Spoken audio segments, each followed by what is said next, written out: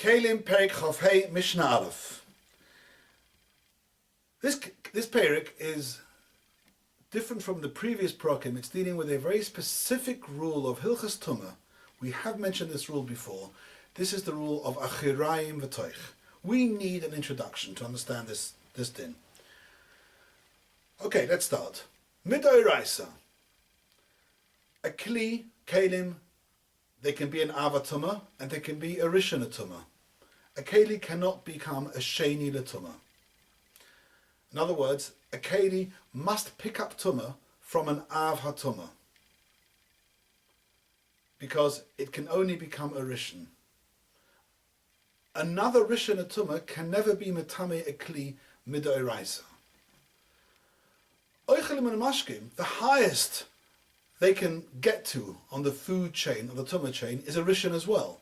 Oichelim and mashkim cannot be an avatumah, they can be a rishon or a sheni. Therefore, by definition, Oichelim and mashkim can never be metame kelim.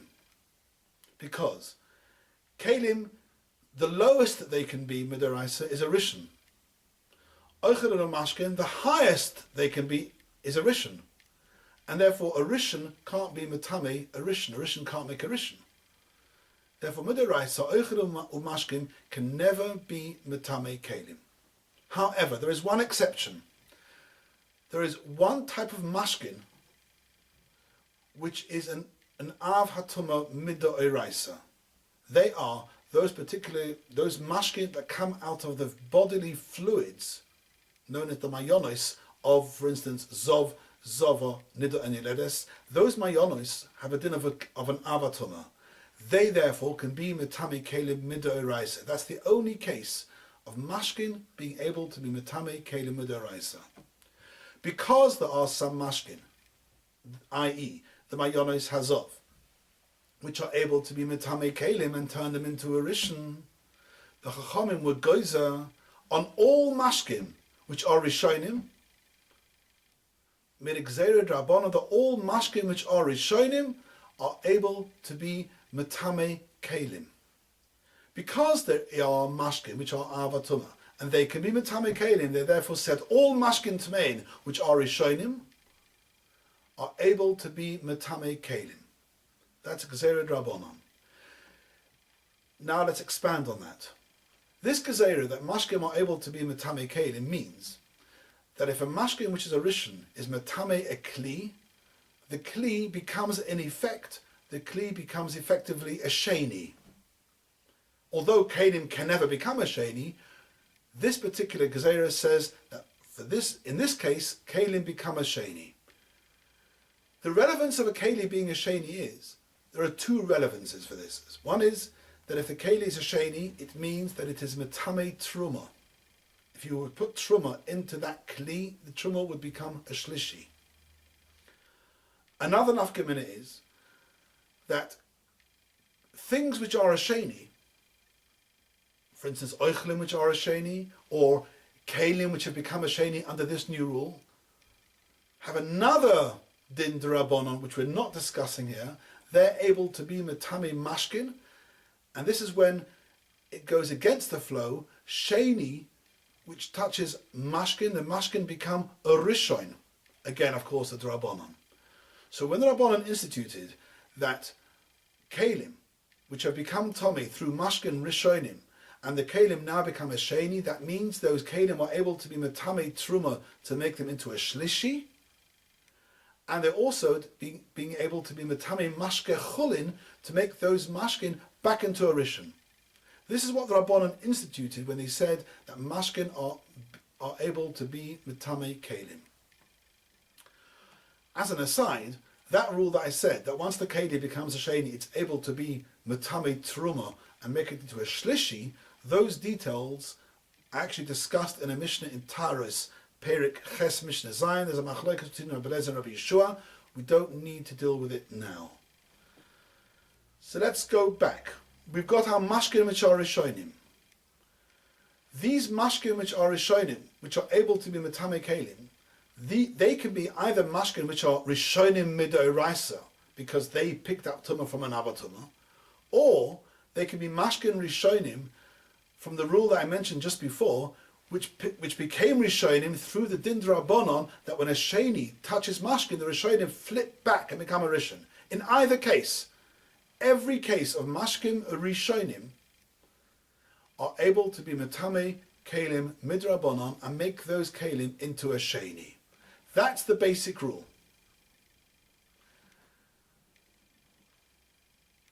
Right, a further step. The Chachamim wanted people to know that when they instituted that Kelim, that Mashkim which are Rishonim are able to be Metame Kelim and make them into a Sheni, they wanted people to know that this Tumah is only a Tumah Drabanan. Because if it's a Tumah Drabanan, then people won't go and be Soirif Truma on that basis. If the Truma becomes Tumah Midrabanan, it's Tumah, you can't eat it, but you can't burn it. You cannot burn Truma, which is Tar Midoraisa. They wanted people to know that this is only a Tumah Drabanan. So they made a special sign, a special heker, to show people that this is only a Tumah Drabanan. What's that heker? That heker is known as the din of Achirayim V'toich, which, as you can see, are the first words of this Mishnah, Kol HaKelim Yeshem Achirayim V'toich. Which means, when they said that mashkin are able to be metame kelim midrabanan, they said, if the mashkin hits the inside of the kli into the toich, then the normal rule applies and the whole kli becomes tummy, which is fine. They said, we're going to introduce the din of achirayim, which means that if the mashkin only hit the achirayim of the kli, then in contrary to all normal principles of Tumah, they said it's only the Achirayim that become Tomei. The Achirayim have a din of Sheni, but the inside of the Kli stays Tahor. That means if you put Truma in the inside of the Kli, the Truma stays Tahor. If the Truma touches the outside, the Truma becomes a Shlishi. That's what the Mishnah means with the words Kol HaKelim Yesh Dem Achirayim V'toich. That means that the Achirayim V'toich have a split din. Choluk Toichem Achirayim. If the mashkin touched the toich, then the whole kli becomes tomei. If the mashkin touched the acharaim, only the acharaim become tomei, and the toich stays toir. Says the Mishnah, Kol HaKelim Yesh Dem Acharaim V'toich. This split treatment between the acharaim and toich applies to all kelim. Says the Mishnah, Kegoin Hakorim V'Kesosos V'Sakin V'Matzufin Divrei Rabbi Yehuda. Korim and kesosos are pillowcases and quilt covers. And sakin and matzufin are sacks, and matzufin are enormous, large industrial bags for carrying cargo on boats.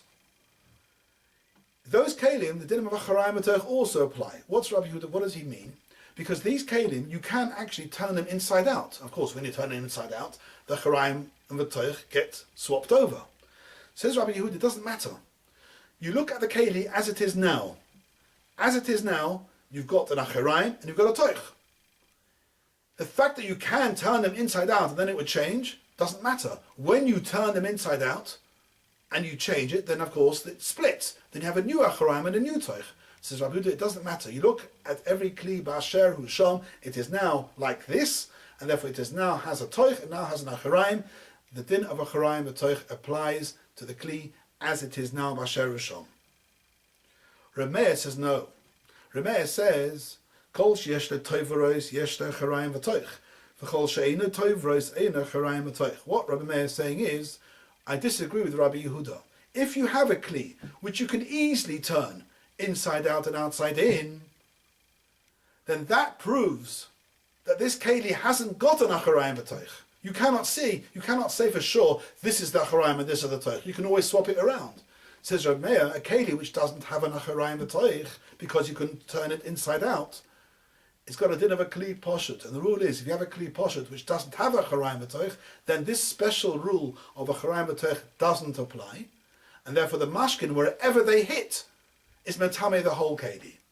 Says Rabbi Meir, if you have a keli which has toivaris means at the top that you have loops, hooks, loops, into which you put a strap, and that's how you close it, that shows then it's harder, you cannot turn this keli inside out because then the loops will be on the wrong side. Those toivros define that this kli does have an acharayim and a toich. It's only with the toivros that you can say this is the outside, this is the inside, and then the acharayim and toich rule applies. However, without toivros, which means that the kli is now, you can easily turn it inside out. Rebbe says there is no din of a charayim v'toich, no kula of a charayim v'toich. Therefore, Rebbe in this Mishnah is being machmir. And the Mishnah carries on. Hashulchan v'adolfiki, we've had these words before. These are kelim which don't have a toich, they're flat. A table and a serving table, they're flat. They are makabel tumah. Says the Mishnah, Yesh lenacharayim v'toich divrei Rabbi Yehuda. Says Rabbi Yehuda, although the normal rule is that a kli poshut, a kli which hasn't got a toich, the rule is there is no kula of a charayim v'toich. That means wherever the mashkin touch, inside or outside, top or bottom, the whole keli becomes tomei. Says Rabbi Yehuda, when you have a table, and the top of the table is polished, and it's clearly, you can clearly recognize which part of the table is got the main use. It's the polished top. In such a case, when it's smoothed and polished, says Rabbi Yehuda, that's the main tishdamshus. Therefore, the top will have a din of toich, and the underneath will have a din of a charayim. So if the mashka touches the top, the whole table becomes tomei. But if the mashka touches the underneath, that's got a din of a charayim, and only that bit becomes tomei. Rameh holds Einer Macharayim. Rameh again is being machmir. He's saying here, for a keli to have the kula of a split treatment of a charayim v'toich, you must have a physical toich, you must have a kibble, a toich, an inside. But here you're dealing with the tabletop, although you can clearly see what's the top and what's the bottom, nevertheless, this has got a din of a kli poshut, and under the rules of a kli poshut, you do not have the kula of a charayim v'toich. Says Rameh, v'chein tavlosh ein. Last bit, you've got a serving tray without a rim. So it's a flat serving tray, which is makabel tumah under the rules we mentioned before in the previous prokim.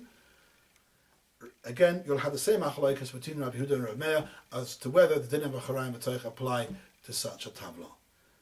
That's Mishnah Aleph. And Mitzvah will do Mishnah Base. Mishnah Base is quite complex, so again, we'll need to have a little bit of patience. Mishnah Base comes.